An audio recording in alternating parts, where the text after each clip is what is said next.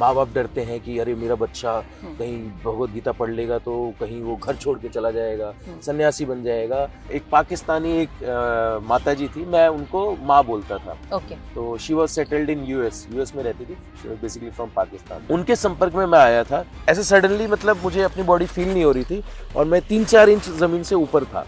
एक जैसे कभी कभी सुन्न हो जाता है हाथ, है ना, मतलब बिल्कुल फील नहीं हो रहा था मुझे। फिर एकदम से मैं डर गया। मैंने जब आंखें खोली तब मैंने देखा कि मैं मतलब 3-4 इंच ऊपर था जमीन से और फिर मैं पीछे ऐसे जाके गिरा जमीन पर। ट्रांस बॉडी ट्रेवल मतलब कि यहाँ बैठे बैठे आप कहीं पे भी जा सकते हैं। You can go to any place, any country, any part of the world. Chicken लेकर आओ कल और बियर की बोतल लेके आओ, बियर पियो और चिकन खाओ, उसके बाद फिर मतलब हम आगे कंटिन्यू करेंगे। भगवत गीता जिसने पढ़ा है उसको पता है कि धर्म क्या है। आप एक प्रोफेशन में हैं, मर्चेंट नेवी में।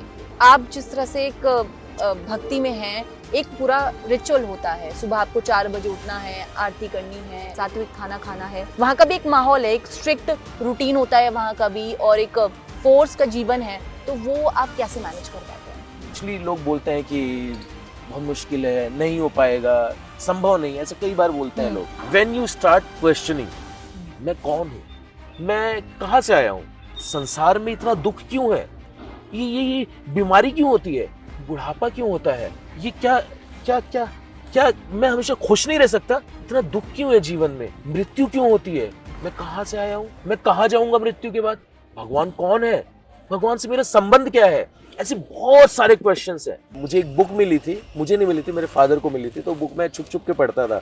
तो मुझे लगता था पता नहीं, आई डोंट नो मतलब ये बुक क्या है, क्योंकि उसमें कुछ ब्रह्मचार्य की बातें लिखी हुई थी। तो वो मुझे पढ़ के लगता था कि ये गंदी बात है। और कृष्ण क्या है?